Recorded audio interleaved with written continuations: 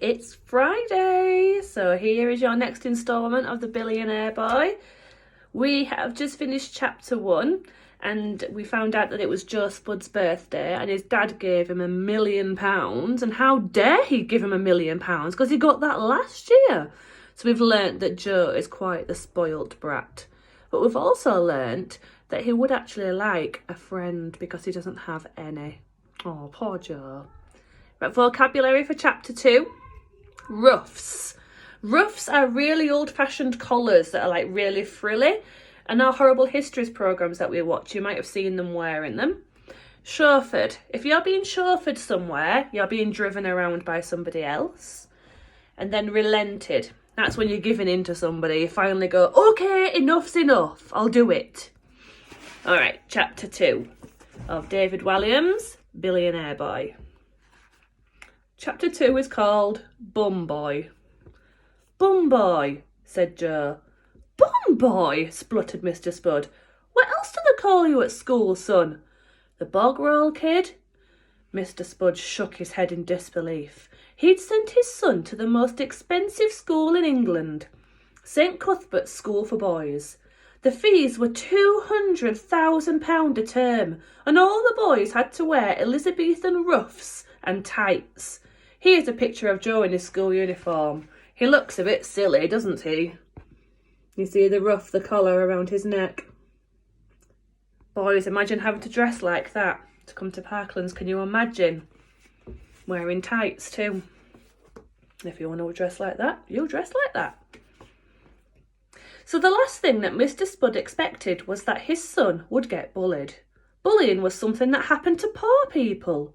But the truth was that Joe had been picked on ever since he started at school. The posh kids hated him because his dad had made his money out of loo rolls. They said that was awfully vulgar. Bottom billionaire, the bum wiper, master plot paper, continued Joe. And that's just the teachers. Most of the boys at Joe's school were princes, or at least dukes or earls. Their families had made their fortunes from owning lots of land. That made them old money. Joe had quickly come to learn that money was only worth having if it was old. New money from selling loo rolls didn't count. The posh boys at St. Cuthbert's had names like Nathaniel, Septimus, Ernest, Bertram, Lysander, Tybalt, Zacharias, Edmund, Alexander, Humphrey, Percy, Quintin, Tristan, Augustus, Bartholomew, Tarquin, Imogen, Sebastian, Theodore, Clarence, Smythe. And that was just one boy's name. The subjects were all ridiculously posh too. This was Joe's school timetable. Monday. Latin, straw hat wearing, royal studies, the study of etiquette, show jumping, ballroom dancing, debating society. This house believes that it's vulgar to do up the bottom button on your waistcoat. Scone eating, bow tie tying, punting, polo, the sport with horses and sticks, not the mint. Tuesday. Ancient Greek, croquet, pheasant shooting, being beastly to servants class. Mandolin, level 3. History of tweed. Nose in the air hour. Learning to step over the homeless person as you leave the opera. Finding your way out of a maze. That's them doing the nose in the air. Wednesday. Fox hunting, flower arranging, conversing about the weather. History of cricket. History of the brogue. Playing stately home top trumps. Reading Harper's Bazaar. Ballet appreciation class, top hat polishing, fencing, the one with swords, not selling stolen goods. Thursday, antique furniture appreciation hour, Range Rover tyre changing class, discussion of whose daddy is the richest, competition to see who is best friends with Prince Harry, learning to talk posh, rowing club, debating society, and this house believes that muffins are best toasted.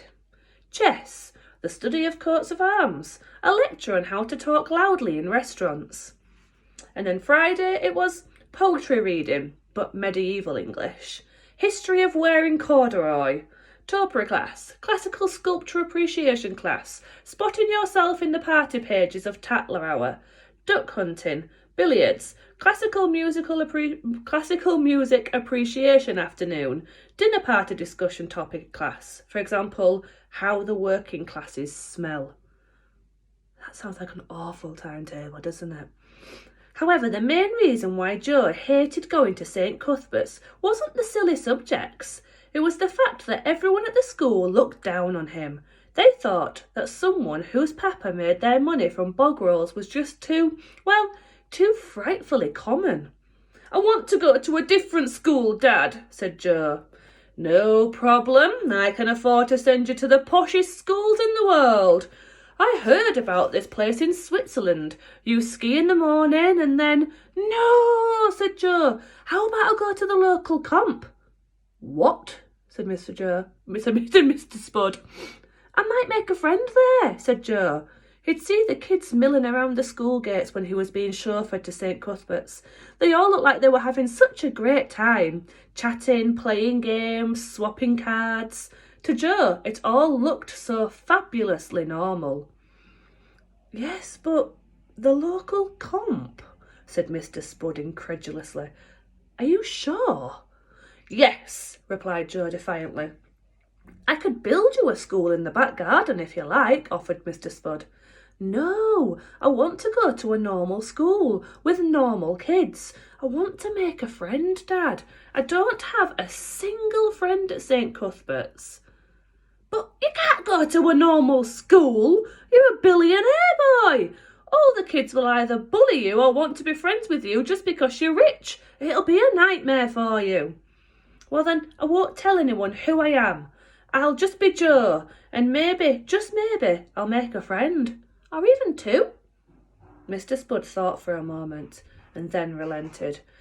"If that's what you really want, Joe, then okay, you can go to a normal school." Joe was so excited he bum-jumped along the sofa nearest to his dad to give him a cuddle.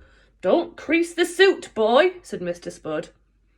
Did you hear that verb in there, bum-jumping? It says here, bum-jumping is to move places while sitting using only your bottom to power you, thus meaning you do not have to get up. Much favoured by the overweight.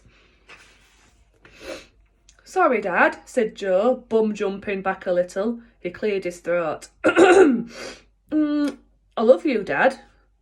"Yes, son, ditto, ditto," said Mr. Spud as he rose to his feet. "Well, have a good birthday, mate." "Aren't we going to do something together tonight?" said Joe, trying to hide his disappointment. When he was younger, Joe's dad would always take him to the local burger restaurant as a birthday treat. They couldn't afford the burgers, so they would just order the chips and eat them with some ham and pickle sandwiches that Mr. Spud would smuggle in under his hat. "I can't, son, sorry. I've got a date with this beautiful girl tonight," said Mr. Spud, indicating page 3 of the Sun. Joe looked at the page. There was a photograph of a woman whose clothes seemed to have fallen off. Her hair was dyed white blonde, and she had so much makeup on it was difficult to tell if she was pretty or not. Underneath the image it read, "Sapphire, 19, from Bradford. Likes shopping, hates thinking." "Don't you think Sapphire's a little young for you, Dad?" asked Joe. "It's only a 27-year age gap," replied Mr. Spud in an instant. Joe wasn't convinced. "Well, where are you taking this Sapphire?" "A nightclub." "A nightclub?" asked Joe. "Yeah," said Mr. Spud in an offended tone. "I'm not too old to go to a nightclub." As he spoke, he opened a box and pulled out what looked like a hamster that had been flattened by a mallet and put it on his head. "What on earth is that, Dad?" "What's what, Joe?" replied Mr. Spud with mock innocence as he adjusted the contraption to cover his bald dome. "Oh dear me." "That thing on your head?" "Oh, this? It's a toupee, boy. Only 10 grand each. I bought a blonde one, a brown one, a ginger one, and an afro one for special occasions. It makes me look 20 years younger, don't you think?" Joe didn't like to lie. The toupee didn't make his dad look younger. Instead, it made him look like a man who was trying to balance a dead rodent on his head. Therefore, Joe chose a non-committal, "Right, well, have a good night," Joe added, picking up the remote. It looked like it would be just him and the 100-inch TV again. There's some caviar in the fridge for your tea, son, said Mr. Spud as he headed for the door. What's caviar? It's fish eggs, son. Ugh. Joe didn't even like normal eggs much. Eggs laid by a fish sounded really revolting. Yeah, I had some on toast for my breakfast. It's absolutely disgusting, but it's very expensive, so we should start eating it. Can't we just have bangers and mash, or fish and chips, or shepherd's pie or something, Dad? I used to love shepherd's pie, son. Mr. Spud drooled a little, as if imagining the taste of shepherd's pie. Well then? Mr. Spud shook his head impatiently. No. We are rich, son. We have to eat all this posh stuff now, like proper rich people do. See you later. The door slammed behind him, and moments later Joe heard the deafening roar of his father's lime green Lamborghini speeding off into the night. Joe was disappointed to be on his own again, but he still couldn't suppress a small smile as he turned on the TV. He was going to go to an ordinary school again and be an ordinary boy, and maybe, just maybe, make a friend. The question was, how long could Joe keep the fact that he was a billionaire a secret? That's the end of chapter 2. I hope you're enjoying this. Sorry if you can hear all the noise. I've got my 2 sons playing hide and seek yet again. And I'm going to stop there now because it sounds like it's getting out of control. We'll read the next chapter tomorrow. Bye guys, miss you all.